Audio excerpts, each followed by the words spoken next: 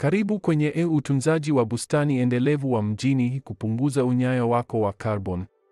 Katika video hii, tutachunguza jinsi unavyoweza kuanzisha bustani za mijini ambazo ni rafiki kwa mazingira katika BT, kusaidia kupunguza kiwango chako cha kaboni na kufurahia mazao ya nyumbani.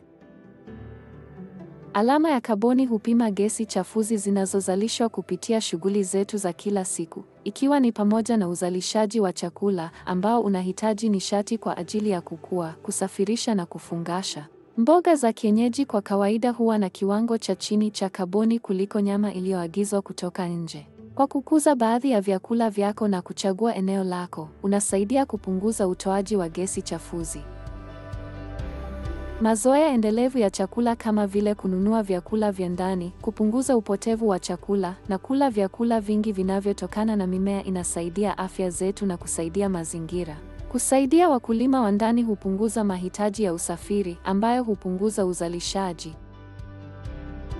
Ukuzaji wa chakula katika maeneo ya mijini hupunguza utegemezi wetu kwa bidhaa zinazosafirishwa, husaidia kuokoa pesa na kukuza muunganisho wa jamii. Aina za bustani za mijini ni pamoja na bustani ya kontena, bustani za paa na viwanja vya jamii, bora kwa watu walio na nafasi ndogo.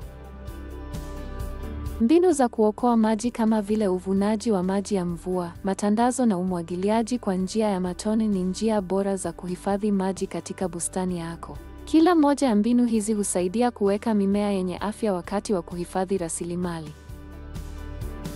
Fikiria upandaji mwenzi, unaohusisha kuunganisha mimea ili kuzuia wadudu kwa asili. Marigolds, kwa mfano, huwafukuza wadudu kutoka kwa nyanya. Dawa zingine za asili, kama vile mafuta ya mwarobaini na wadudu wenye faida kama ladybugs, husaidia kuweka mimea yenye afya bila kemikali.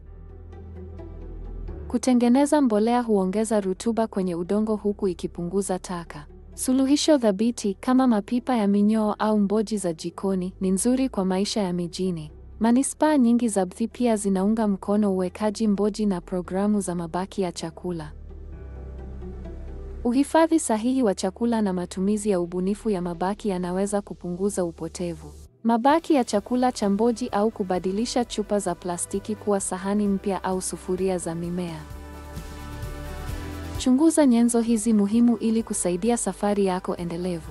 Pakua zana za upandaji bustani, miongozo ya kutengeneza mboji na mapishi ya kupoteza taka. Unaweza kufikia BT Farmers Markets Association katika Farmers Market, or mipango ya bustani ya jiji la Vancouver katika vancouver.ca/gardens.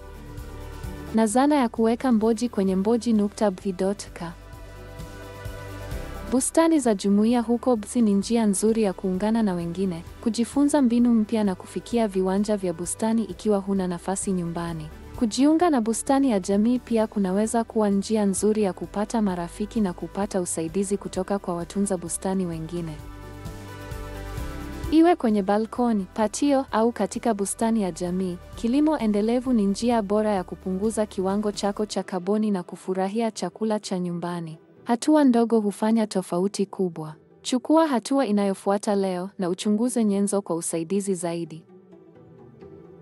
Asante kwa kutazama video hii. Kwa pamoja, tunaweza kukuza maisha ya jani zaidi. Endelea kuhamasishwa na tuendelee kukua pamoja.